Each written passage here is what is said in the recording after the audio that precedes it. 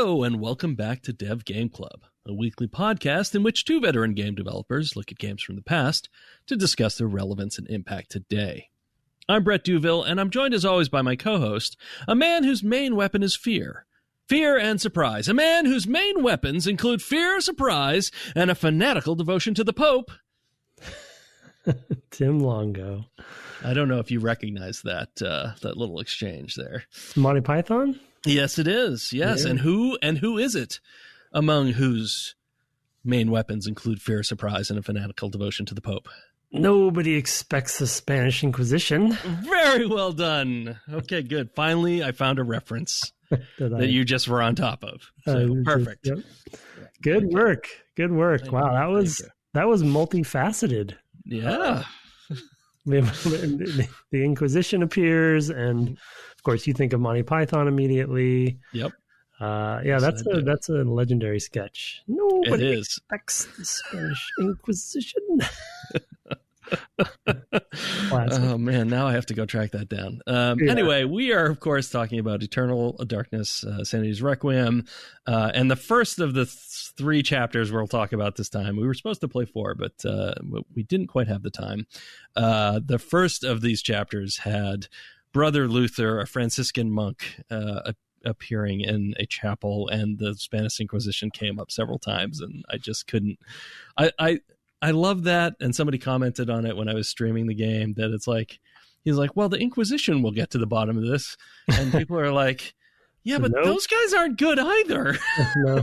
Not, so it's not, as unhealthy as it is to deal with, Chaturga or Zelaloth or Pious Augustus himself, the Lich.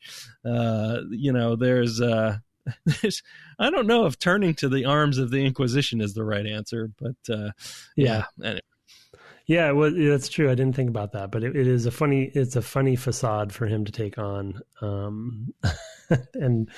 And Luther is sort of like in at least in my head, though obviously this sort of nuanced performance is not really in there. Luther in my head is just sort of like just befuddled by the whole thing, like the fact that the Inquisition is there, and he's like, well, shouldn't we do this? And it's like, no, the Inquisition will take care of it. It's just, and then obviously it ends up to be much, much worse for him. Yes, of course, as it always seems to. These are interesting chapters because it's funny because not only was this the longest section we were going to play just in terms of number of levels, but these levels are much more complicated. And I don't know if this continues throughout the remaining three levels I have to play, but all four levels from this section were very long, often difficult for some reasons we need to talk about that are not actually built into like intentional difficulty. So we'll get to that in a moment. But I was surprised because it felt like a pretty big jump. Yeah. Yeah, and what's dawning on me right now as you're saying that we didn't talk about in pre-show is it true? So one of the subtopics we wanted to kind of return to for this episode was sort of the concept of returning to locations that you've been to before. And so from a development standpoint, we know that there are advantages to that because you're reusing environments, et cetera. But from a narrative standpoint, there's some interesting things going on there too, because you have some sort of personal stake and connection to these locations because you played, through them as another character. And we'll get to some of those details as we go, because I think there's some pretty nice moments related to that. However, what's occurring to me now is you are returning to the areas, but I'm trying to think of all three cases. In all three cases for the ones that I played, because I was the one that didn't make it in time, I just underestimated how long these were going to be. They have the original sort of spaces that you return to or that you were in the first time, but then they've added a bunch to it. Right. So it's like, you know what I mean? So it's like, I'm returning to these locations and I'm already kind of retreading, backtracking, going back and forth into the locations that I remember, but then there's sort of bolted on new sections because, from the narrative standpoint, history has progressed, right? And of course, right. like in the cathedral or chapels case. They've added, a much bigger cathedral to it, and so you can kind of still get to the underpinnings of the previous chapel from long ago in Anthony's time, but it's just going to make the levels longer because they just have added to it, and they're using the previous ones. And they've turned off some of the pathways that you thought were there. I mean, this is most notable between Luther and I think his name is Paul or Peter Jacob, I guess, which is in the final level we had scheduled to play. There are things that I expected to be there, but weren't. Different ways to get, to a different location. And that's also true of the temple area, where you've got multiple, and, I really appreciate that. And I think maybe it was because of Lindsay being, Edwin Lindsay, which is the second level we played, being an archaeologist. It made me think about it. There's a recent article here just in my local, newspaper about, we ended up doing some archaeological excavation on this, at this location, and found that there had been a mill, beneath some building, right? That in some part, nearby, in the area that I live. And I just, at the time reading that, just was like, yeah, that's what it's like. And it's even more like that in older places of the world, right? That have had architecture for longer. I've been to cities. Even like Montreal, which is also a New World city, has a huge like underground place that you can go beneath and see, like literally, this is what it was like. But go to like Barcelona or Rome, and it's even more so, right? I mean, it's just extraordinary. And then you're going to the like cradle of civilization, presumably with the Edward Lindsay and Roberto levels, where it's, I don't know where it's meant to be. I don't remember if it says exactly where, but you can imagine that being somewhere between the Tigris and the Euphrates, and going, yeah, places that are that old, they have even more levels. I mean, can you even imagine what Cairo is like if you could somehow clear out Cairo for a couple of years and just dig how many layers of civilizations we would find? So it makes a lot of sense, right? I actually really admire that about it, just how it shifts. It's like very natural when you're talking about that kind of time. So yeah, well, I mean, it's very cosmic horror as well. I mean, every location in this game has something below it. You know what I mean? It's like, even this house in Rhode Island. Right. It's just the rule. And you're like, well, okay. I mean, it's just sort of like a matter of how long it takes to get there, and to figure it out. Right. And not only that, but every character that you revisit over time, or that you interact with over time, like you said, unearths another layer. So it's not even just one layer underneath, but multiple layers, and they just go deeper, deeper, deeper. And so it's sort of like, each of the characters are a piece of the jigsaw puzzle, and you're putting the puzzle together piece by piece, which is quite cool. I mean, and you mentioned it last episode, but which I missed it. I forget which room it was that you sort of gave me an aha moment, but I paid more attention this time. And there's multiple times when, you end up in a room, the camera might be different, but you end up in a room, you're like, oh yeah, that's right. Oh yeah. It's the room where you choose your color, basically. Yeah, that's right. Yeah. And in fact, you return there again in this episode that we played. Yes, you do. And you meet Kareem. Roberto's. Yeah. So you have sort of like a I wondered about that. Was Kareem blue for you or green? Yes. Uh-huh. Oh, he was blue. Okay. Yeah, because it seems like what they're doing now is sort of taking each of the three, because you're trying to find each of the three artifacts, right, that represent, because you have the heart, and then the heart of Mantorok. Yeah, but the thing that I just got from Roberto is not the Chaturg. Was it the Claw of Chaturg or whatever thing it is? But isn't that the purple? That's the maybe. No, that's not purple. That would be red Chaturg. Okay, well then but it might be different for you. Like, I don't know, actually. I think it is. Yeah, I think it is. So for you, for me, you might have gotten the blue one. I don't know what that would be. Yes, it was the blue one. It's I forget what it's called. It's this little claw thing, like not a claw, but it looks like a jellyfish. Oh, okay, yeah, that's different. Yeah. Okay, like interesting. Yeah, so we didn't even talk about this sort of stuff pre-show, but there are like each playthrough has these little differences. That was, I mean, seeing Kareem was the color that I had chosen. I thought, oh, maybe that's a thing. But it's not. Maybe that's just the color of ghosts, I guess. I don't know. But it's interesting to me that it's like you went in there and you got a different artifact. Yeah. That's the prey artifact then, because red is my prey and blue is your prey. Yes. Yep. That's I think that's correct. Yep. Yeah. So that's what your old god is sending you to go do, essentially. Yeah, because you have to. So the way to remember this is water puts out fire, so blue puts out red. Fire eats plants. Plants drink water. That's the mnemonic somebody taught me on stream. Okay, that's handy because I had to pull it up. I kept forgetting. Yeah, I can't remember it either. But when somebody gave me that, I was like, oh yeah, that makes perfect sense. I can remember that. Yeah. So thanks, Brian. Super creepy as well when you say it that way. I don't know why, but like it is fire eating plants and plants drinking water. I don't know, somehow it's a Far Cry 2 discussion at this point, I think. Yeah. Well, and the not to get into the magic stuff too quickly, but that wheel ends up being, if you use it right, ends up being very useful and critical for essentially damage types. Right. And so it's not necessarily the elemental system a la, the 4 elements, but you have these 3 elements. And once you understand that wheel, really, you can really leverage it and exploit it, essentially, especially in the big guys. Yes. And boy, do you have a big guy coming up.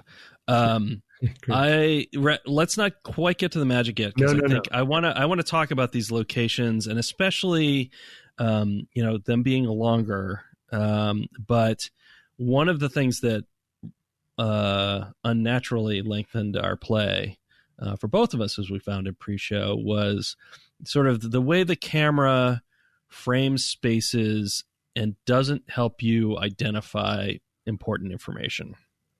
Yeah. So, I mean, a critical one for you, I guess, was the first level, which was Brother Luther. And you want to talk a little bit about what you missed?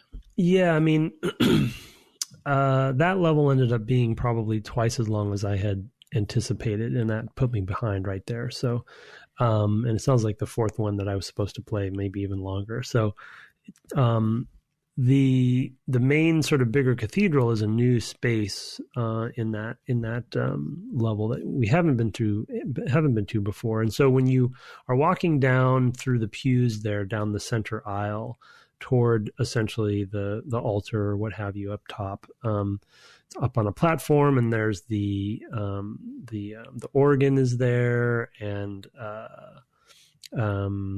the podium and things like that. So those are some of the things you interact with up there. But the camera is at an angle where it's essentially not even a 3/4 sort of direction, and there's actually a staircase that is surrounded by a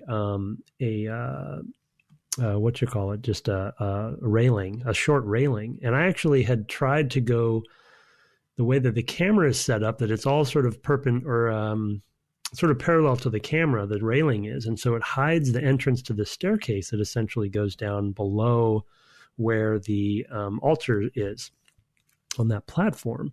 And so there's a whole wing down there that has a bunch of critical things you have to do that I just didn't see because I didn't see the entrance to the staircase. And ironically, I had thought that there might be one and had gone around the other side of the railings there and tried to go down there, and the railing stopped me. So I was like, well, I guess I'm blocked or something. And I didn't, for whatever reason, I didn't try the other side. And that's me. That's dumb. But also that's super critical path to go down there. And the camera never gave you a good view of that. Now, once you start going down the stairs, the camera swings around behind you and then reveals, gives you a better view.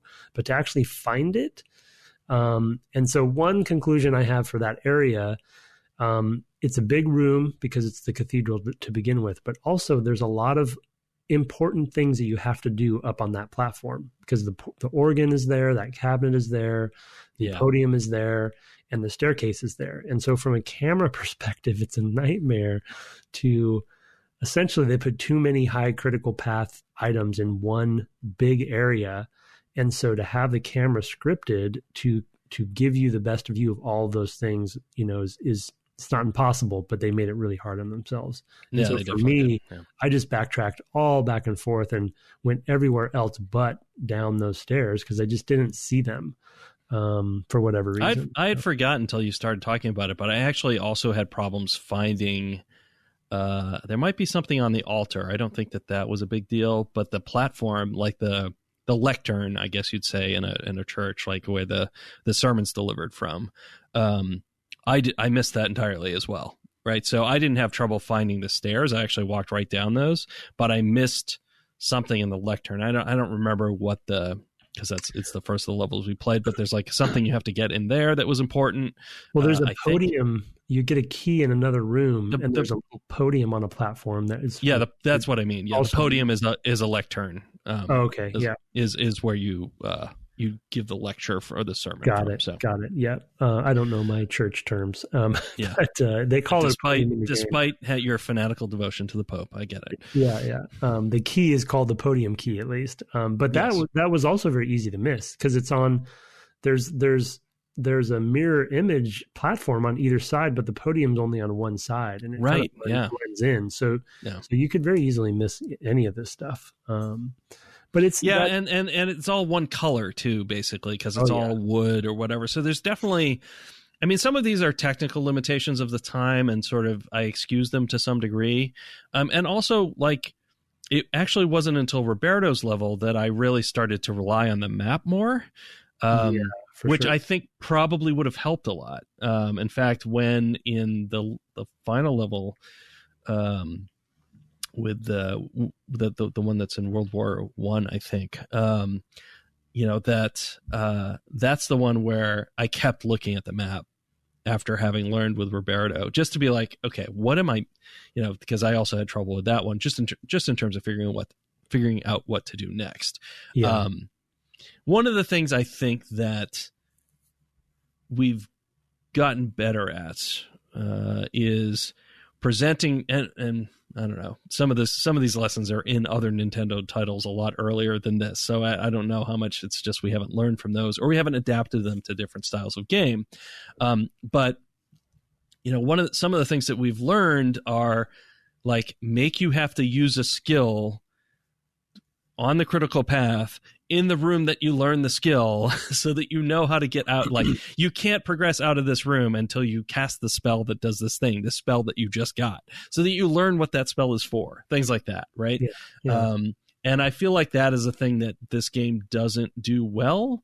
And if it had, it might have made it easier to navigate some of these spaces. Some of it, technical constraints, you can't have a million materials, like parts of some of these models are probably all one giant piece and they can only be one material. Like, I mean, I get all of that. And also some of that might be just art direction. Maybe I think, maybe they needed to find a way to signal that, oh, this is an entrance to an important place. This is an entrance to an important place. Yeah. But in a big open space like this cathedral, I could also see them not having the performance on the GameCube to do that either. So it's like, I mean, I'm just caught. Like, probably redesign the space, but I don't know, you pick the cathedral. Like, what are you going to do? It's tough. For me, it came down to what I already mentioned is I think one lesson learned for me in that space in particular is the solution for me is don't put so many critical path important both interactable objects as well as paths in the same location, because what that did, this came for me, and I think I'll hand it over to you so you can give your example of where you got stuck. I think for both of us, it really most likely came down to a camera solution problem. Like the camera could have been the solution here, but on that platform in the church, for me, they couldn't manipulate the camera too much because there's a lot of stuff there that you need to be able to see. And so if they had moved the camera when I go to the stairs too much, then you wouldn't see the other stuff that's there. So you'd miss the lectern or the organ they box themselves in basically a little bit there. And to your point about like the Nintendo lessons for sort of the learning and then acting sort of order of operations there, I feel like earlier in the game they were doing a good job with this stuff. Like I feel like, you know, they it's just maybe because the levels have gotten bigger and they've gotten more complicated. Because at this point, like specifically Luther's level felt like for the most part an adventure game. You know, you're just kind of getting things going back. Find the three letters that you've got to find, right? So that you can convince the dude to do something. I don't even remember what he was supposed to do, right? But yeah, total adventure game thing. Yeah, that the other monk was killed was you know, you're trying to find some evidence that the other monk was you know, killed by the bad guys. I think that's Anthony, by the way. I think that's actually contemporaneous, isn't it? Maybe it's not though. I can't remember. Because no, it doesn't make sense. No, because it was Charlemagne. Yeah, no way. Yeah, sorry. Yeah, I'm totally wrong. Yeah, because that doesn't make any sense at all. His name might also have been Anthony, though. It's something like that. I hope not. But you know, remember there was that coffin that you put the dagger in. That I guess the guy was in there. Well, there's a scream. Yeah. Yeah, so it's like that's weird. But how did he beat you there? Anyway, some weird choices. No, it wasn't the guy in the bell tower. It was the monk you were the one that wrote the letters, the notes. That's okay. Yeah, but the monk that was helping you also dies later. Yeah, anyway, right. Weird. I think they started off on a good foot in this regard. I feel like, especially with some of the early spell teachings that they do. But they just, you know, maybe just got away from them, you know, and it's just once it gets more complex, it's harder to play test that stuff and find those errors and things. And you know, also, you know, looking into this game a little bit more, I've also learned that there were a few characters cut and things. So it's also possible that some things were meant to be taught, you know, a little bit more stretched out and they had to tighten it up. And I mean, I can imagine they just had to tighten it up even just to fit on that tiny little mini disc, you know, because that's a tough medium, a tough media to ship on. Because I mean, I haven't looked up the capacity for those, but it's not a lot. So I can imagine that being it was a weird choice at the time. Yeah. Like, oh, everybody's got DVDs. Oh yeah, here, check out our mini disc. Okay. Sure, Nintendo. I think it could have been avoided. And I think there probably were some limitations that they were running into as well. It's crazy to me to think that there were more characters in this game. Yeah. I'm already flabbergasted by how many there are to begin with. Yeah. So it might have actually been too crazy to have, you know, any more than they have. I think they're already a little bit hovering on too many, but I forget when Alex completely takes over the story, so we'll talk about that in the future. But what was your stuck point in Roberto's section? Yeah, for me with Roberto, there was a point at which, and this is when I really leaned into the map, but I was feeling just really like I had found the crossbow and a number of bolts. I had learned to use the zombie summon to do things with the zombie. But I ended up feeling like, okay, first of all, there was a red herring because there was a blue effigy or something like that. And I'm like, well, I must need to do that, you know, for something. But that was in Kareem's section, right? Yeah, anyway, we'll get back to that. I'll have a point to make about that later, but go ahead. Yeah, so I was a little confused by that because I ended up finding also I think there was a red one as well, so a sapphire effigy or whatever. But so I'm just like, I got to the point where I had gone to every room I thought I could go to, and I was really stuck. And I was like, well, I must have missed something. I can't figure out how to get down to this other area. So I'll just backtrack and look to see. And I started relying on the map and backtracking through this whole thing. What I discovered was the most important thing that I had missed was his weapon, his sword. Yeah. Like I didn't have a weapon through I had the crossbow and like 10 bolts or 15 bolts or something. So I was able to take down some of the monsters I had to. And even like detect invisible and like do that part of the puzzle and things like that. But I had gotten to a point where I was like, I can't go anywhere because there are monsters everywhere. I can't defeat them, and I don't know where to go next. So I'm like, I must have missed something. And it turns out I missed like his weapon. I was like, like the whole time I'm commenting to myself, wow, this is really interesting. Like, this is the first time I've had a character that didn't have an inexhaustible weapon. Most of them have more than one. They have, 2 different types of sword or whatever. And I'm just like, or a blowpipe with tons and tons of ammo. And I'm just like, what am I like? This is wild. But yeah, he's a bookish man. He's kind of heavy set. Maybe it's just, not his thing. It's just like, what is, and then I found the sword. I was like, oh, this whole thing would have been a whole lot easier if I had this the whole way. And it's, one thing is, you mentioned the camera, and I think that's absolutely true. I mean, the sword is actually like, 2 feet from a ladder. But the camera, so for me, the camera doesn't show it very, I remember where the sword was. Like not. You could very easily, and that room isn't even that big. Yeah, no, I came from the other side. I came from the other direction, didn't walk past it. His eyes, one of the things that the characters do to signal important features is their heads turn to look at them, a very kind of Grim Fandango sort of thing.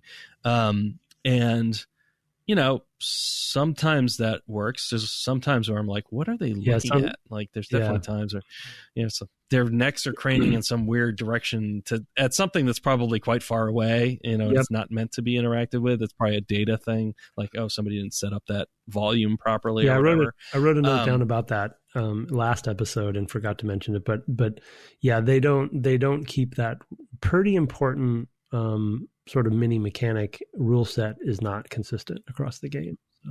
Yeah, not at all. So and when you put things that close together, also it's not going to work, because how can you tell? And if you don't come from the right direction, you don't even notice. I think one of the things we started seeing after this kind of small window of games was games in which important items were highlighted in the environment some way, like a twinkle. Some sort of graphical effect to indicate here's an important thing that you should see. They do it in this game. I mean, it is flashing. Items you can pick up do flash, but it's subtle. That's true. But if your camera's not looking at subtle, it, you're never. Doesn't matter.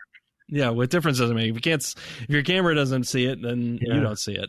But yeah, I mean, maybe this is kind of the start of that sort of thing. I don't really remember when that started. I'm kind of speaking off the cuff here about that, because I really don't remember when that started. But I do remember, later games really leaning on it heavily. I mean, too heavily, like putting way too many objects in an area that are supposed to be important when half of them really are not.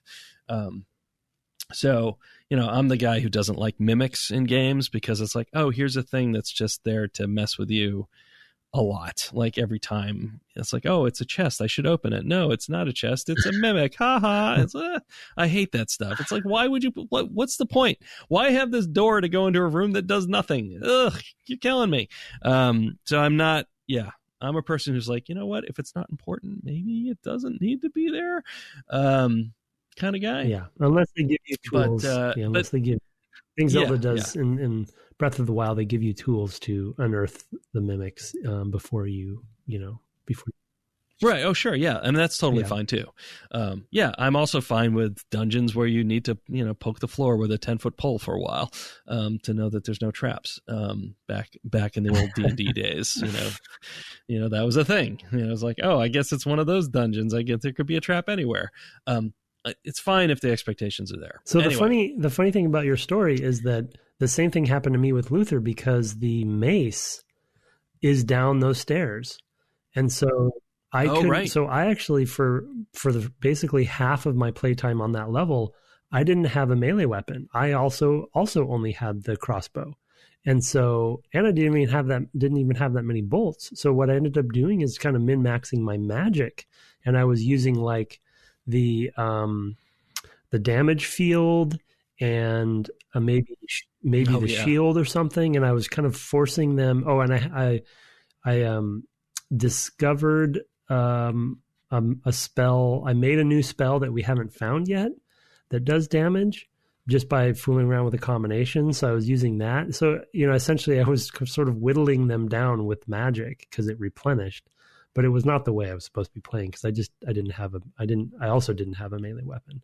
So I had a similar feeling to yours, like, oh, this is cool. They're intentionally making me figure out all these. This pacifist Franciscan. I made this whole reasoning in my head that it made sense, and I was like, oh, they want me to fool with the magic system. They want me to really exploit it and figure out how to do damage and stuff like that. No, that wasn't it at all. I just didn't see this. Yeah. We just missed it. Yeah, I get. Yeah, it's weird. It's so there's definitely I've forgotten things even flash, but they're definitely trying to highlight things. I think they're just it doesn't really lean into it enough, and it's just not quite there. I know I'm a broken record on this, but it's when level design and camera design do not mix. I feel like I talk about this with every 3D game that we played, at least third person. When they don't, gel, then you're going to get this kind of stuff happening. It's very, very difficult. Yeah. It's easy to say, hard to do for sure. It's totally, and I think it's, and another thing too is, we are definitely in a point now in development where we've learned lessons better. There's more time in spaces. Things spend, back then just to get the gray block running. I mean, basically your game that you're shipping is basically something that would be gray block today, or whatever your term of art is at your studio, which is to say you've just kind of roughed out the space and like, this is kind of the shape of the space and what have you. Back then you didn't have a lot more detail even than that. Usually then an artist comes through and tries to approximate your shapes and like make things that make sense and all of that stuff.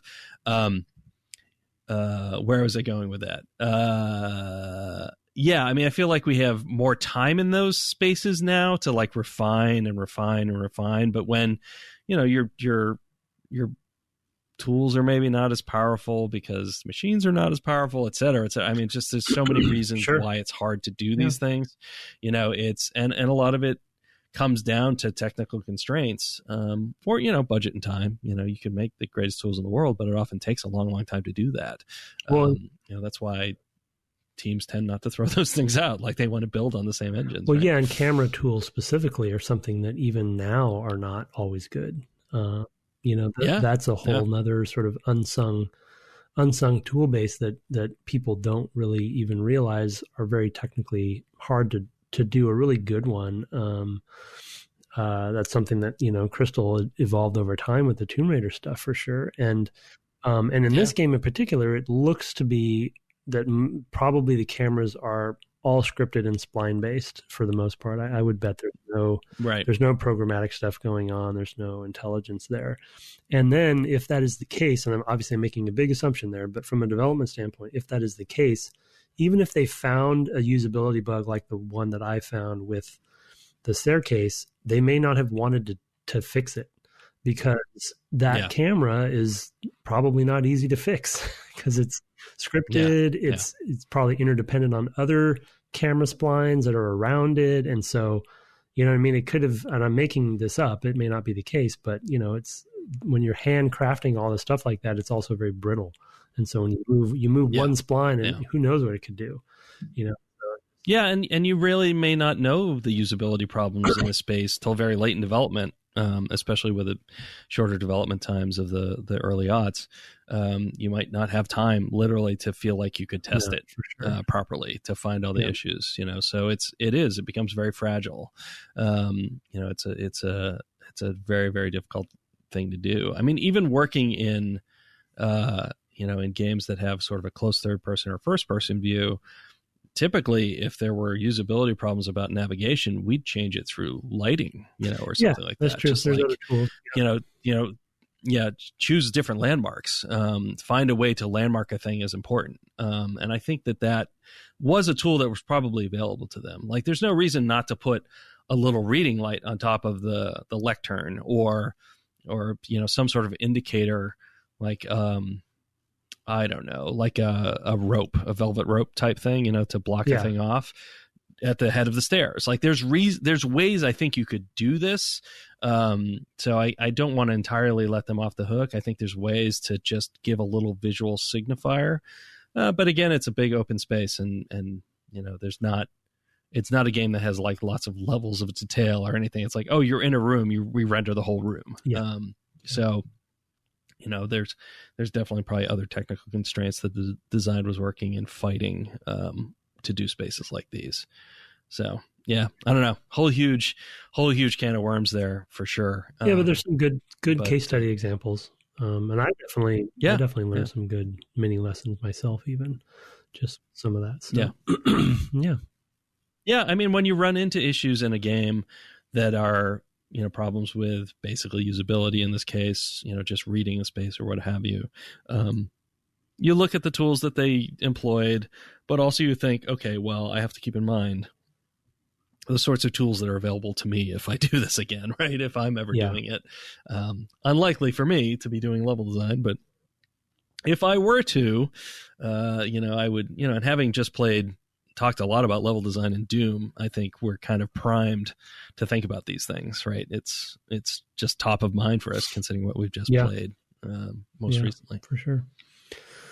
Yeah, but do you hit magic next? Yeah, I was gonna say, let's go to magic. And we probably can talk about that for a while, and talk about voice acting too. Yeah, I mean, I think with magic, the exciting thing about this section that we played is it's starting to you're really. So in Luther's section, you get the second power disc or whatever it's called. Circle of power. Power disc. That was so close. Circle of power. And so you're really starting to, you have the ability to really fool around with the different rune combinations. And to just take a step back, which I don't think we've done in the series yet. You have the circles of power, which give you the number of runes you can use. You have the runes themselves that essentially are in two states. You can find a rune and not know what it does, and then you find these tablets that tell you what the rune is and thus what its sort of function is. And then you have scrolls that are the spells themselves, which tell you which two runes to use in combination with the primary runes, which I didn't even mention, for the 3/ I guess eventually 4 old gods, which are sort of the quote unquote elements of the game, the red, blue, and green. And so you combo those up, and those make different spells within a theme usually. And so examples being restore, where you can restore any of the 3 colors using the 2 runes that create restore. Which I think one rune is self, right? And one rune is absorb, yes. I think. And then the colored rune. Right. And so it's a very interesting system because of the combinatory nature of it. And yes, they give you the gimmies like the scrolls, which give you an explicit combination to use. Recipe, yeah. Don't say combo. We've got enough trouble. I don't want to use a third term for combo. So when you combo these together, Jesus. So recipe, when you put the items together, you're not combining them. You're putting them in the pot.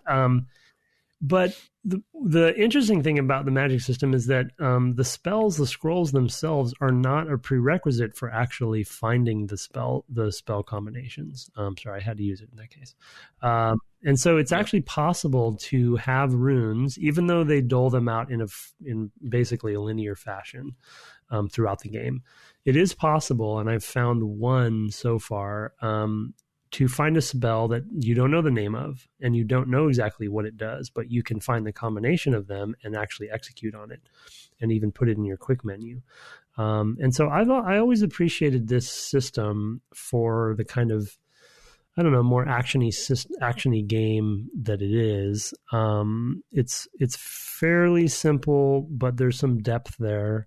The interface is bad when it comes to just navigating it, and Yeah, the interface is not no, and you don't have that many slots to put into quick slots. So when special cases come up that you want to specifically cast a certain spell, you kind of have to do it from the user interface, and it's not really that great.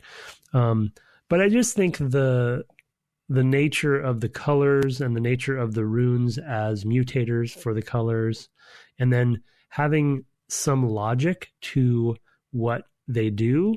So when you put self and absorb, and then the red gods together, which essentially equates to health, it makes sense to you that would restore health. Same thing for magic, same thing for insanity, and so the runes actually have meaning. And I've always appreciated games that that go that little bit extra mile, that give you some, if I think, it's a little bit like a puzzle. If I think a little bit, use my own intelligence, I can actually come up with something that actually means something and equates to a spell. Yeah, I mean, I also appreciate, I like that sort of sentence construction nature of it, of like, object verb, or basically, right? Or noun verb, I should say. Subject, is it the subject or the object, I guess? I think it's like verb object, like verb target is sort of mostly what it is. Like, absorb to self, or whatever. And it does have that sense of very old languages where there's not a lot of, English has lots of little particle words, right? The and of, and lots of prepositions and articles and things like that kind of give space in a sentence between those sort of critical things. And older languages tend not to. So it also kind of just naturally fits with the archaeological themes or the historic themes. Because the oldest languages that we know are not like, Latin's such a pain to read, just to pick Latin, which is comparatively not even really that old. It's not like Linear B or something. And it's super hard. It takes a real skill to learn to use it because it's so open to interpretation. Because there's not lots of sort of those intermediary words that help you make the sense of the sentence, right? One of the things I really appreciate about English. That's a good point. It is, it's very language-like. And to that point, though, it could be considered a small thing, but one of the things I love about the way that you execute the spells is that the words are actually said by the god that you are casting it from, and so, and it says the names of the runes. And so to your point, like a language, it's actually saying the sentence, and you feel like, I made that spell. And then when I cast the spell, the exact runes, the symbols themselves, the correct symbol is on the ground, right? And it appears, and then the word is said by the god, and then it says all of the different runes that you're casting. And that is also the timing mechanic for the spell. If you get hit during the spell cast, you'll get interrupted and you will lose your mana, and the spell will not get cast. And so there's actually the utterance of the sentence that you're talking about is actually the timer as well. So it's actually fairly elegantly all kind of tied together. Yeah, that's a pretty good. And you get the intensifier as well, the Pargon. Exactly. It feels powerful. It feels very present, and it feels like a real kind of magic system. And if you move, you will interrupt it as well. And then you get it in the voice of the god itself. So it feels very cosmic horror-y. You know what I mean? Like you hear that chanting, it's very like cultish and stuff. And it just fits really well. It's a very memorable action-based, or action game spell system to me. So many other spell systems are either very twitchy or just very menu-based. This definitely has menus, but as far as like the combinations of things and such, it's just, it's very cool. Yeah, for sure. The timing aspect of it, I hadn't really thought about super well, but I agree. I think that there is this aspect of a slight uncontrollability, and also you have to be patient. Like you have to you can't move either while your spell's being cast, because that'll also cause it to fizzle, which is a thing I often forget, because I'm like, I did the thing, now I can just move on. But no, you got to be at the center of this circle of power. You're a practitioner of magic, you got to do it. Yeah, right. Exactly. It almost feels like, it's gone so far as like I have to draw the circle on the ground and pour the particularly colored waxes or whatever. It definitely has this weird aspect. I'm not a spell practitioner in my real life, so that's all you do. You just draw the circle, Don't pour the wax. Don't, no emails. I don't want to hear about how I need to be burning sage or whatever. But yeah, I mean, I do actually, now that you say that, I really appreciate, like, it feels like I'm not quite the right vessel to be casting these spells, right? I mean, it's sort of what it feels like. I'm too weak. I don't quite understand, and I'm channeling this power from a distant cosmic god as well. It's just like, oh, it's really delicate. I can't move. I can't be hit. I have to really think about it when I do it. We'll talk about that a little bit more after you've played the World War One level. Because, oh boy, does spell timing come into play there. Great. It's spent a fair amount of time with that particular part of that level. Yeah, there's just a gravitas to it or something, that it feels grand, and it feels like this forbidden, ancient, like you said, ancient language that you're just very ignorant of, right? You're just scratching the surface, and you probably shouldn't even be fooling with this stuff, and then it always is coinciding with when the particular character gets the book, right? Before they get the book, they don't have the magic. Right. So it's like, and then Alex, the cool sort of connection to the structure of this game, which we've talked about every episode, which I still love, even more with every episode that we play, is it always comes back to her. And then she has this knowledge as you're progressing, and you're like, okay, now what can I do in the house now that I have this, that, or yeah, exactly.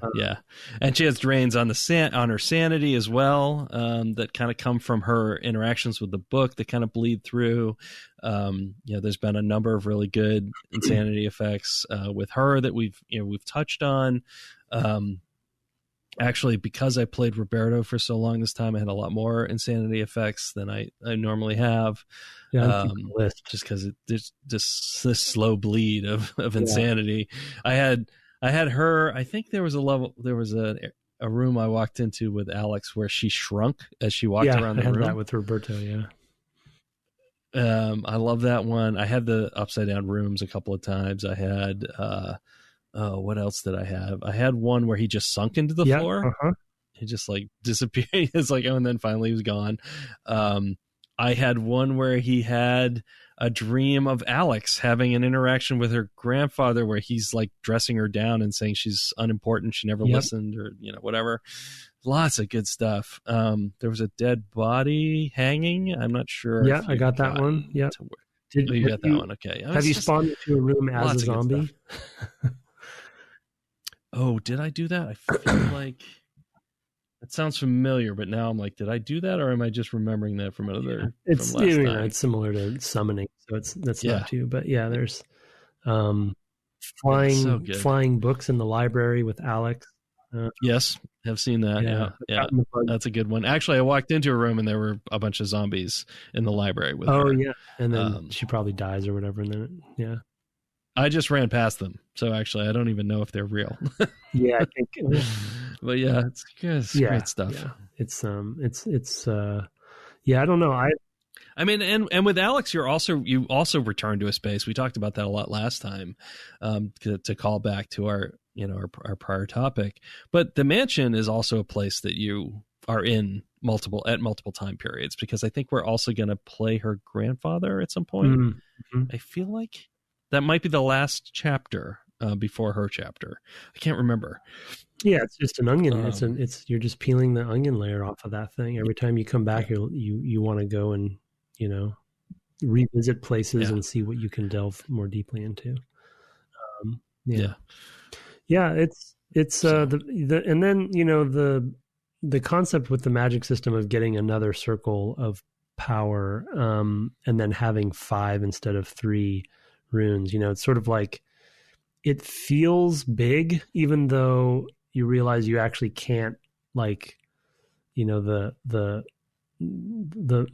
multiplying effect of that 5th one isn't as big as you'd think it would be, because you can't make a bunch of crazy things, but it's mainly just powering up the ones you already have. But it gives you the sense that there's a lot going on there. I wanted to mention that for this episode too. But Yeah, no, that's a good point. Like, you don't know how long those sentences can really be. I mean, all I've done is just add multiple Pargon, runes to my spells. Because in the next chapter, you'll get a circle of power with 6 nodes in it. Okay, yeah. Well, the other cool thing is you see Pious in cutscenes using over 5, 6, right. 7, whatever. I don't know how many he has, but you're like, oh man, he's powerful. He just keeps saying words, and they just keep going. And yeah, he says out this whole long sentence. Yeah, that's a good point. Yeah, that's true. You're on sort of the same playing field with him, but he's a better player. Yeah, that's a good point too. I hadn't thought about that. Is that he casts the spells all the time. It seems like he's like protecting himself from whatever conversations he's about to have, or he's opening a portal so he can talk with his ancient god or what have you. Yeah, there's a lot of that too. That's a good point. Yeah, good catch. Speaking of Pious, and speaking of speaking, we wanted to touch on the voice acting a little bit. I think we've heard almost all the voice actors that are in the game at this point. The most famous one I sort of just at first blush look at and I'm like, oh, Jennifer Hale, who has been in a ton of stuff. Many people probably know her from her work as Shepard, the female Shepard, Fem Shep, as we say in Mass Effect.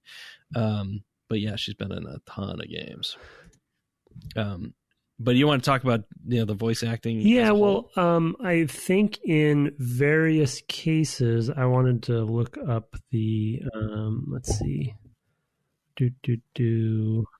I kind of threw it at you. Yeah, no, I should have been a little bit more prepared. But in various cases, they are intentionally using the same voice actor for characters throughout history, I believe. I'm trying to see, try to find an example of that. Yeah, see, so for instance, Anthony is voiced by Cam Clark, and then the custodian, who is the one that I thought was Deckard Cain, which is that second monk you talked to in the bell tower, that's also Cam Clark, right? And and there's a few cases like that, and they're let's see, and then let me look at this one here.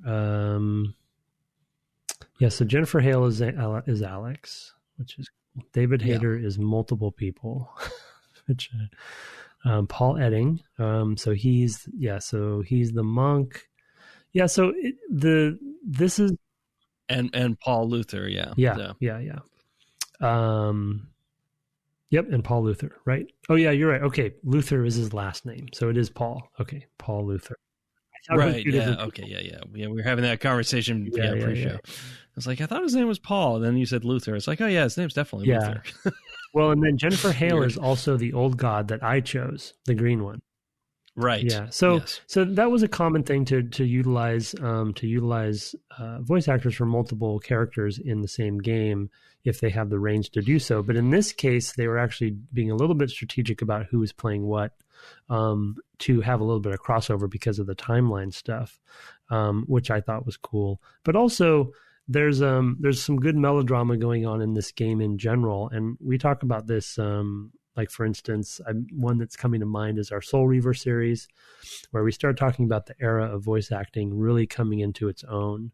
And this is right in that sweet spot of that era where, voice direction was getting more elaborate. Obviously scripts and stories. This is still over melodrama and is not Shakespeare by any means. And they're trying to, emulate Lovecraft and blah, blah, blah.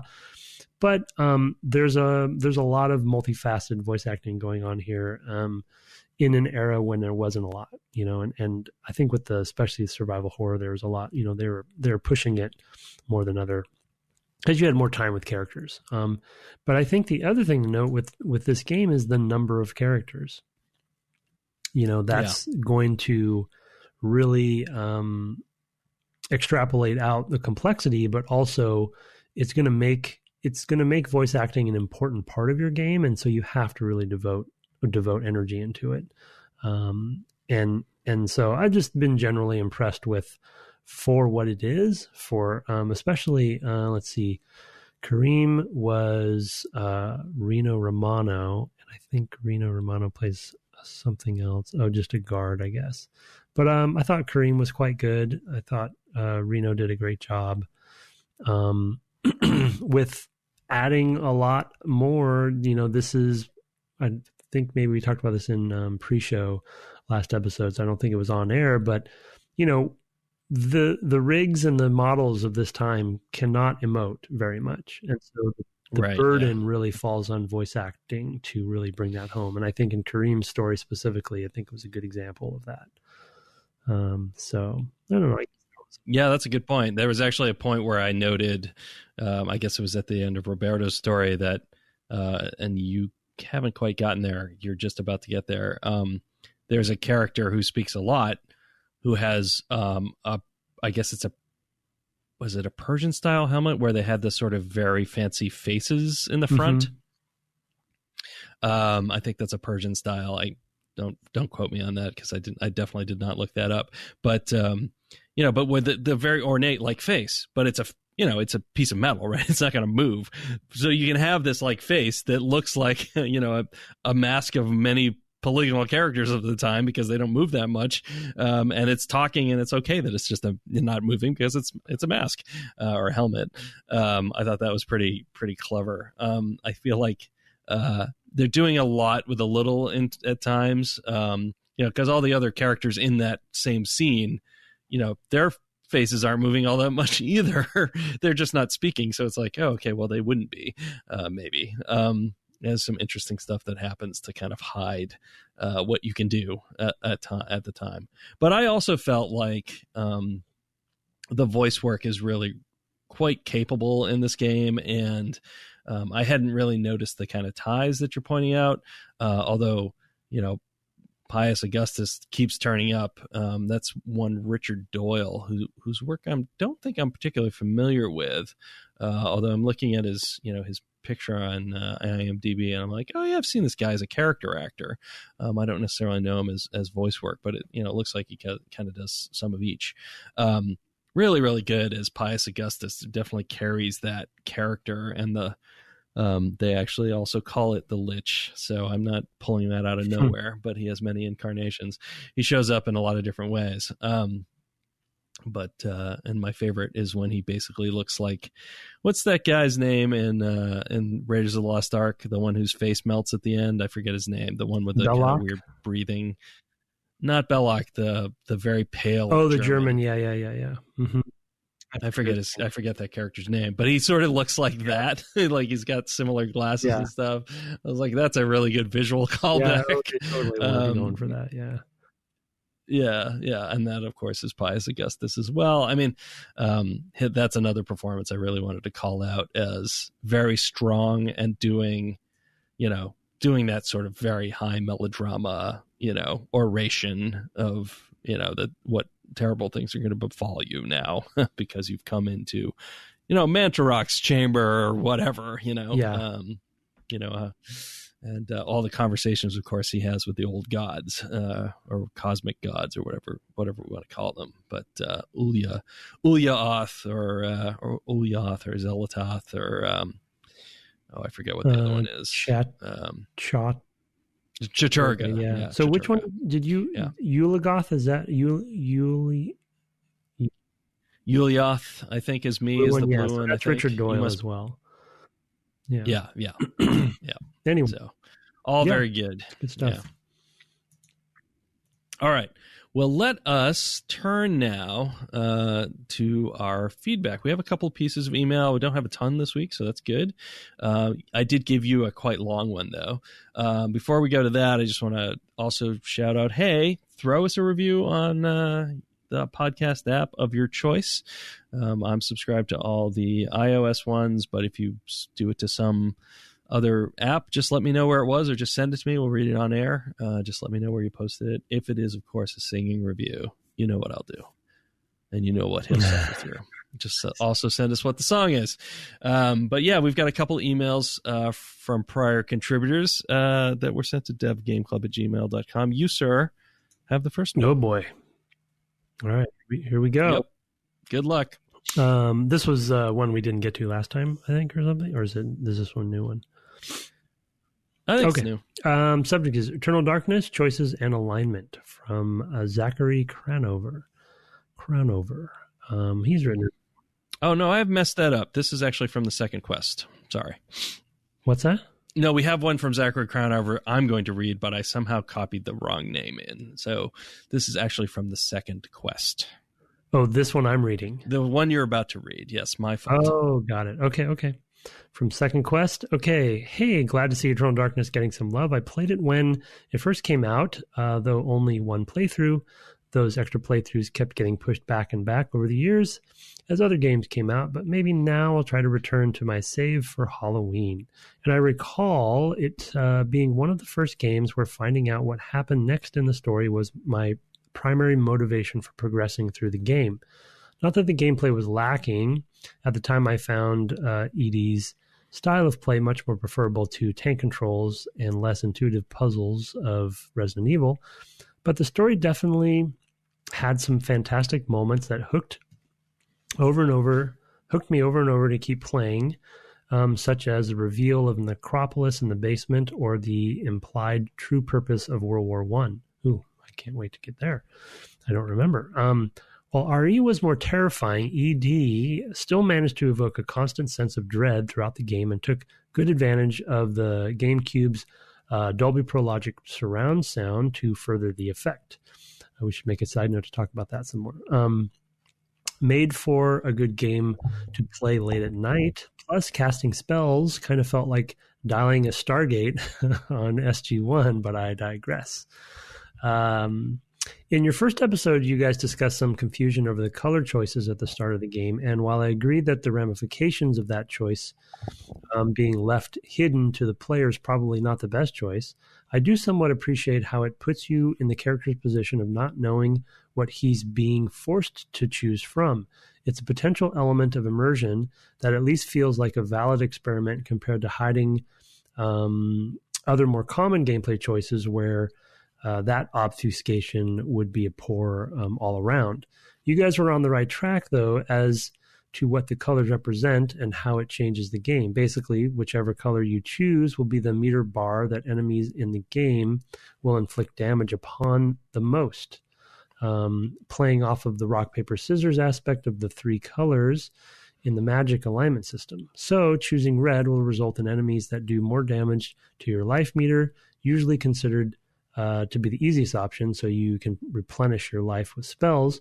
Choosing blue will result in players that drain your magic meter faster, the most difficult option, since you're unable to heal yourself with spells as often. And with green enemies, will go after your sanity meter.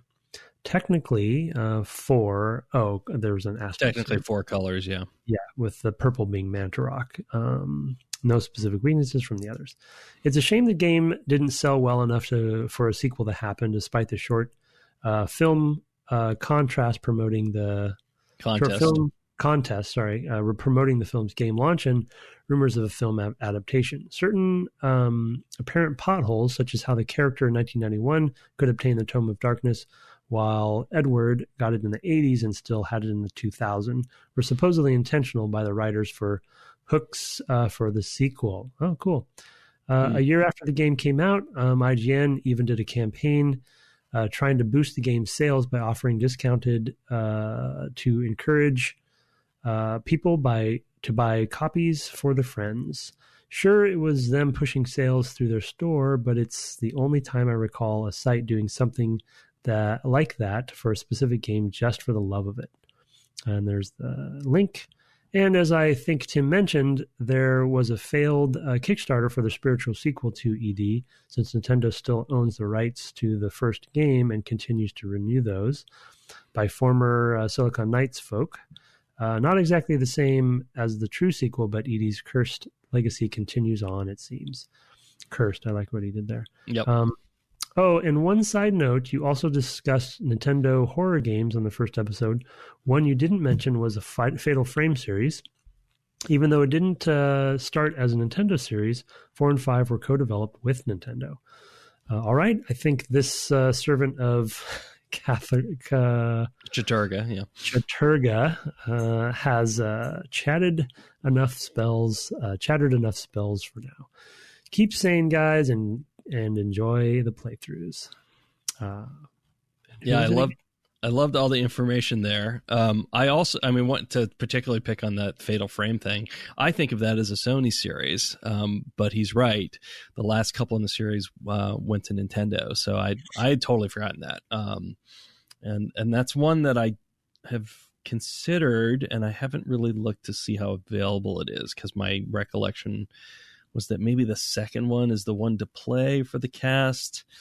I've never played any of those. Yeah, I think Fatal Frame 2 is the one that's called Crimson Butterfly. I feel like that's the high point of that series. Is that the series where you don't have you have a camera, right? You're taking, just hiding under sheets and stuff, taking pictures of the ghosts. I don't know if I've played any of that. I feel like I've seen some of that one. If I have, it's been started as a Sony thing. Yeah, definitely started on PlayStation.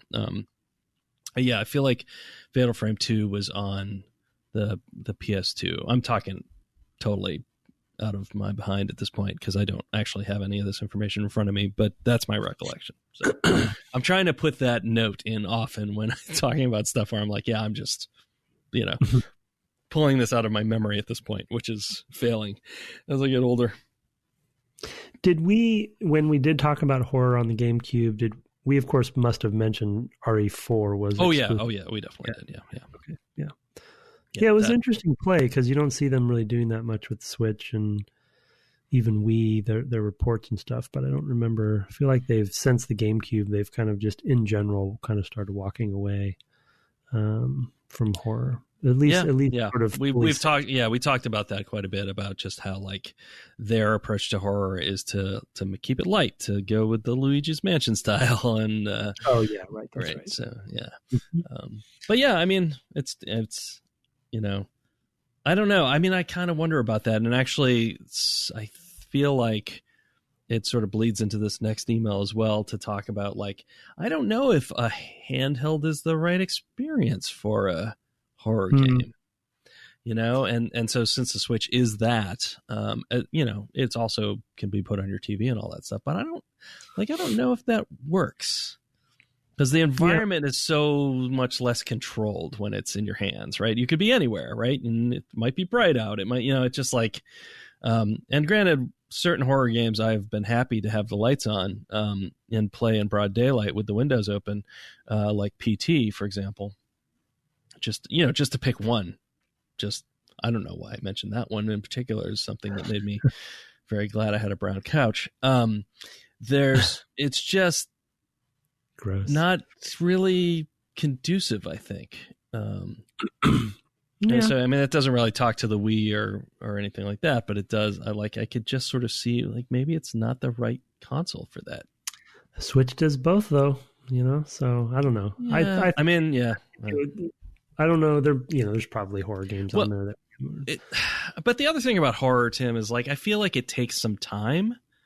Like, you need to be invested, and it feels like anything that's portable needs to be pick up, put down.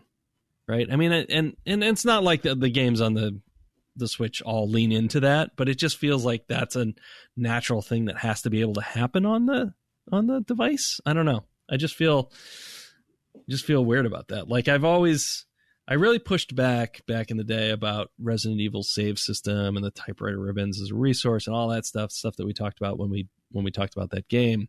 But when I actually got around to playing it, I was like, oh, this actually adds to the tension in a pretty dramatic way. And that's probably what you want. Like, it's not for everybody.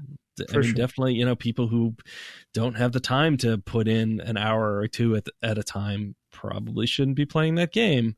That doesn't mean I don't want to have that game, right? Even if it didn't fit into my life, I'd be like, well, it doesn't fit into my life. I'm glad it's out there for people into whose life it does fit, right? I mean, I sort of feel like that about any really, really long game.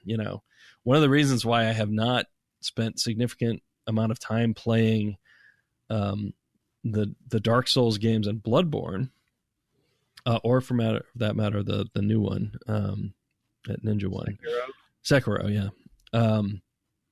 is that I know that those are games where I have to sit down and like do pretty much nothing else for a couple of weeks because of the skill stuff, right? It's just like I have to maintain the skill level. That means playing a certain amount each day just for me to get through it. Just, my hands are getting older and my reaction time is a lot slower. I played Demon Souls in the course of a couple of weeks. And I needed to put in a certain type of time to be able to do the game at all. And I sort of feel like horror works on a different mechanism, but actually also requires those kind of time investments. So again, yeah, just like, I don't know, it just feels like it doesn't fit. Yeah. I see where you're coming from. It would be weird, definitely. So at this point, but, yeah, I don't remember the failed Kickstarter for the sort of spiritual sequel. I assume that was like a PC thing. Yeah, I have no idea. No, it probably wasn't a Nintendo thing. I can't imagine that relationship was strong enough to, at that point they had gone and done an Xbox game and stuff like that. So yeah, that's true. Yeah. I have one here from Zachary Crownover, and this is going to kind of tie into sort of like the experience of horror and how the horror works, and his subject is horror and UI. He says, "Hi, Brett and Tim. I was ecstatic to hear you decided to play Eternal Darkness for the cast, as it's not only one of my favorite pseudo-modern titles, but also one I've been meaning to revisit for a number of years now. And returning to it, though I'm pleased to report that it's every bit as enjoyable of a game as I remember, I find myself reminded of the potentially problematic reason I was able to play it at all 17 years ago. When Eternal Darkness first launched, I was 14 and still had an embarrassingly hard time playing horror games. Films pose no issue for me, but the added ingredient of agency often prevented me from putting more than an hour or so into the preeminent horror games of the day. Imagine my surprise then when Eternal Darkness posed no issue for me. In spite of the wonderful audio design and novel sanity tricks, this game failed to raise a hair on my neck even while it grabbed me with its atmosphere and ingenuity. The reason, both then and today, is largely its in-world UI. When you target an enemy, the in-focus body part flashes to communicate this. When your health, sanity, magic is drained, your character is enveloped in a correspondingly colored aura that I've never once believed the character is actually seeing, but which serves as little more than a means of communicating to the player that character's state. All of this serves its purpose admirably in terms of feedback design, but simultaneously forces an air of detachment upon the player, denying them that level of abstraction that's necessary for genuine fear to really set in. After all, how frightening can an eldritch monstrosity really be when you replace its flesh and sinew with a pure white overlay? Mechanically, these systems are more than competent, but in terms of being at odds with the scare factor, well, let's just say that while I finished Eternal Darkness at launch, I wouldn't complete a playthrough of Silent Hill 2 for another 5 years. Anyway, sorry for the long email, but I'd love to hear your thoughts on the subject. Keep up the great work, guys. Each episode is a pleasure.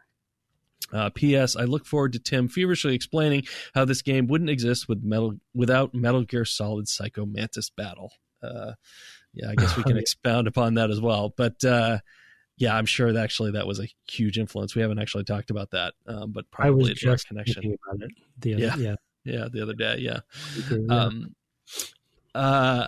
I actually think this is an amazing point, and I wish I had kind of come to it on my own, because I do think that distancing of like, oh, there's a mechanic here behind the combat, like making the mechanics so bare, I think also is a thing that works against horror.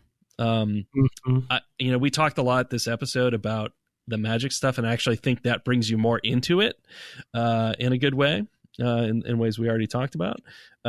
But I do think some of these things are they lend themselves more to power fantasy. And as we've talked about, anytime we've talked about horror, power fantasy is not really necessarily what you want. So yeah. So it's a good point, but the specifics of like the UI kind of pulling you out are an interesting one from that standpoint.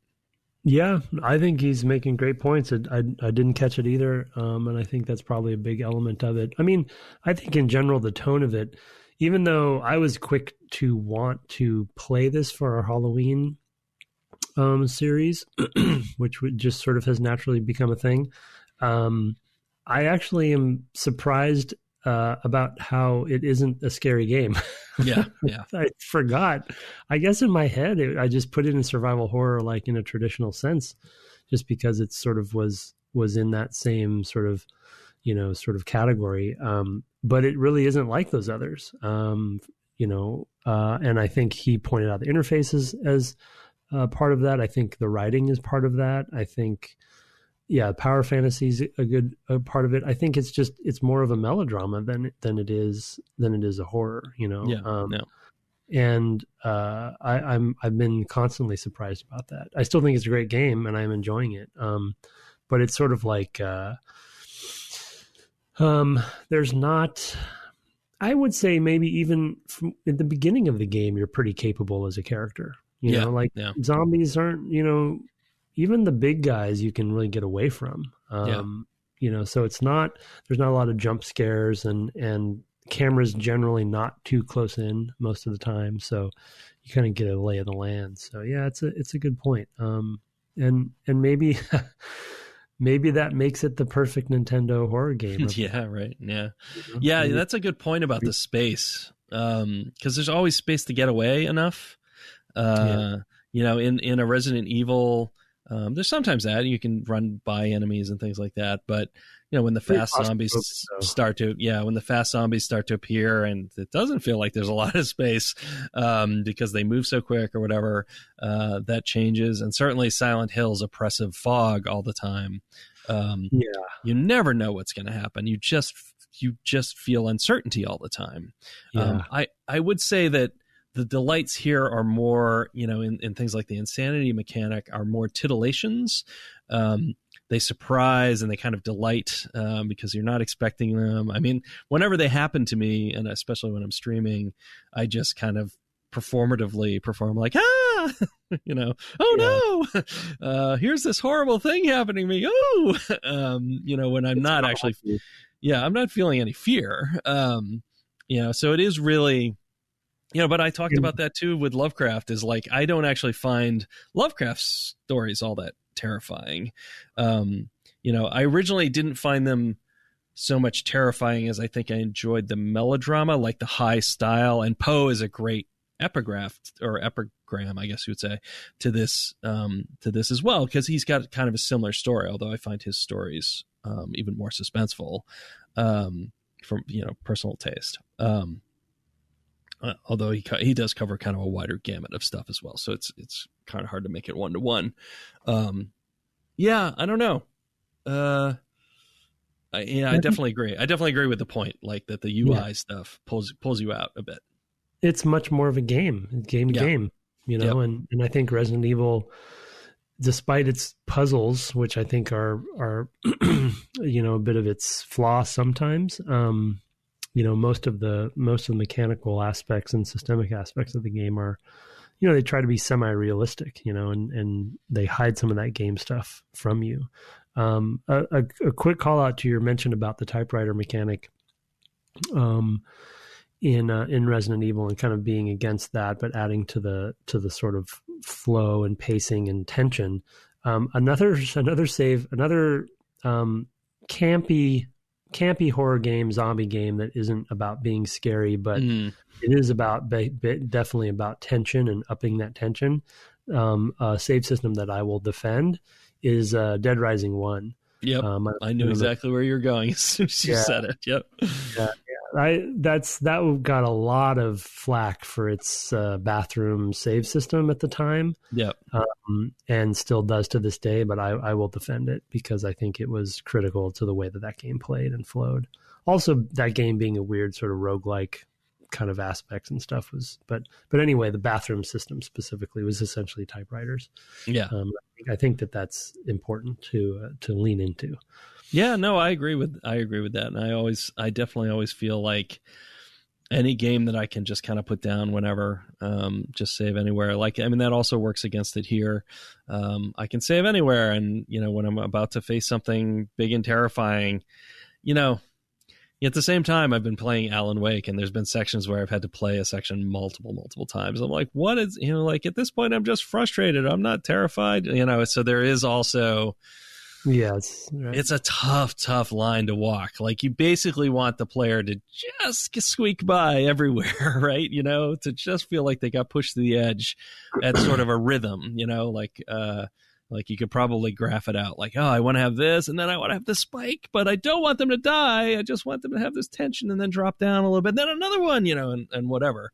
And you know, mentioning Silent Hill, you know, 2 again, I think that game is almost perfect in that respect. Like, yeah, that's you know, a good horror game. It just, I mean, in terms of horror games, I don't think I've ever played anything that's like, I've definitely had games that I had momentary scares that were higher, but they tended to be sort of like jump scares. And Silent Hill 2 just unsettles me.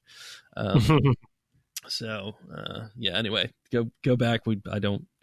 I could dive back into that at any point and play that game again. We have a whole series on that. We do. And so you can go listen if you haven't. I actually realized that we have 3 emails. This one's short, so I'll go ahead and tag it, get it out here. Top Tim Longo intros you may have missed is the subject line. It's from Gothic Chocobo. It says, hey guys. Hey Goth, you talked about extra content that not all players would see being tricky to justify back in the day, and it's not something that I hear about being implemented in games today. Do you think it would be easier to argue for putting that sort of content into more games today? With the rise of people watching streamers, YouTube, top 10 Tim Longos you missed in Pokemon videos, and other sites like wikis that list all the secrets of every game, you can guarantee a larger percentage of people will be able to appreciate the work that was put into a game. Many thanks, Gothic Chocobo. Yeah, this is it's an interesting question. I don't have a good answer. Like, I think that games that have lots of extra content tend to just sort of use a layering model, you know, the open world games, basically. The sort of deep choice extra content that we were kind of talking about is kind of rare. Like, you see it in the arcane games.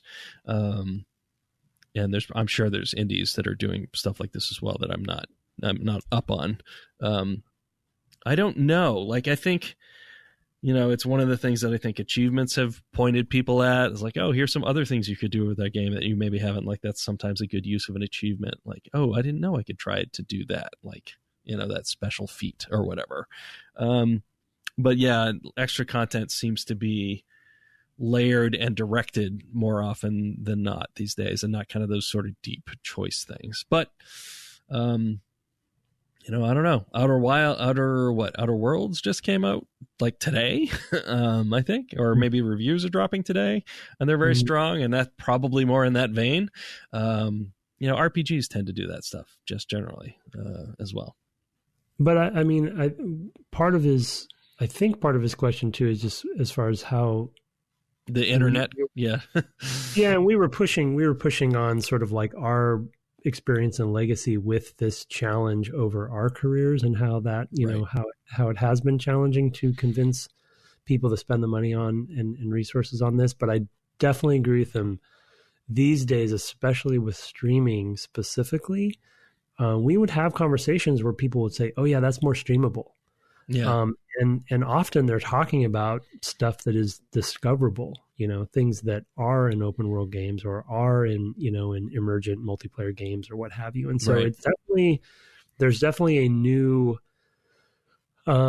there's new terms you can use in these conversations that we didn't used to have to convince people that it is worthwhile. And it is the internet, it is streaming that has allowed that to happen.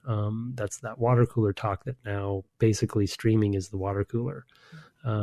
It seems like, right? Where you're sharing that with each other and you're discovering it together, or YouTube is a water cooler maybe, and streaming is doing it together live. But, and example, not that I use Breath of the Wild probably too much, but that was an interesting example when it came out, because Zelda wasn't really too known for streaming at the time, and Nintendo's famously hostile. Right, they don't do good YouTube monetization of, you know, content in particular. Right. But for streaming specifically, because that game is so emergent and so systemic, so systems driven, and people were in physics driven, people were finding all sorts of fun stuff to do. It actually did really well from a streaming perspective because, people wanted to see all the wacky stuff that was happening. Yeah. And that was based on a lot of extra content that not everyone saw, but a lot of people watched it. So I would also point at PUBG's initial success being a lot of in sort of giffable clips of crazy stuff that would happen. I shot a guy who was on a motorcycle off and it, he flipped over backwards, but then the grenade went off, or whatever, of just sort of the weird, like if you build enough systems into a game that's like sort of high action and lots of different possibilities could emerge from just sort of your physics and your, multiple different systems, vehicles and things like that. I mean, there's just lots of comedy in the sort of surprise comedy vein of like, oh, I didn't expect that I would go to try to throw a grenade, but I was in a car. And when I tried to throw it, unfortunately, it didn't go out the window and instead landed in the front seat with all of us. And we tried to bail out of the car, but we were going over a cliff. Like, I mean, you could just like spool out these stories. And, when you're talking about them, that's one thing. And that's great for the water cooler. But when you get to watch it on stream or somebody clipped it, on Twitch or whatever, and now it's on Twitter and shared around, like, I mean, that was really even some of Minecraft's early, spread when that stuff was actually just kind of beginning, was YouTube videos of like, oh, I made this amazing house and then I accidentally set it on fire, or what have you. And just like the systems of that game, just, and they were played up. Like, I am absolutely certain that those are like, oh, I made this amazing house. Let me show you all of it. Here, let me pick up this torch. Oops. It was like, not actually meant to be, not unplanned, types of moments, and made those things hyper viral. Like there's a way to make those things go, but it helps the games, right? I mean, the games benefit a lot. So yeah, I mean, there's probably a calculus there as well.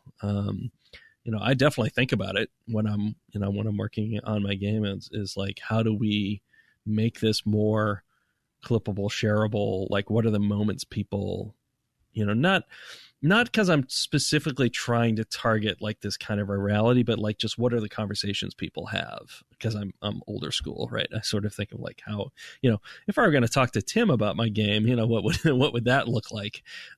Is kind of how I tend to think. What are the moments? What are the little pearls that you pull out? But you're right. I mean, the internet and just the availability of all this stuff, Goth has totally changed some of these conversations. Absolutely.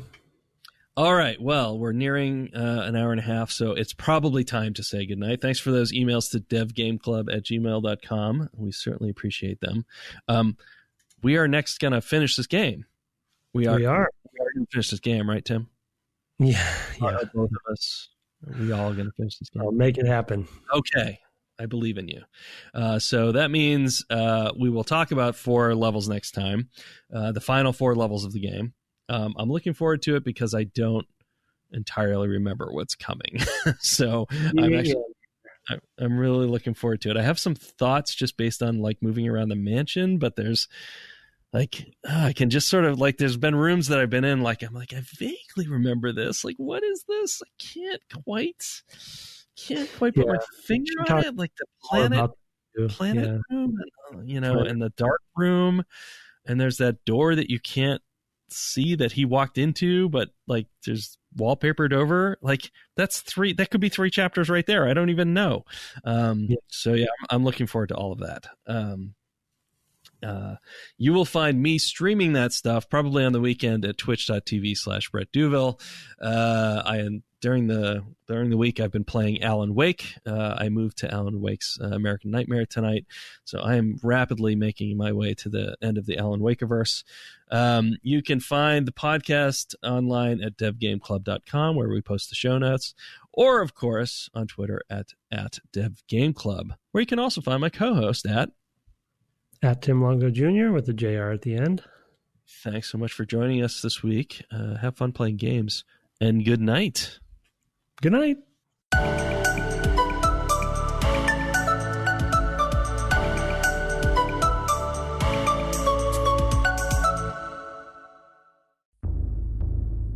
The Inquisition is here for a reason, brother.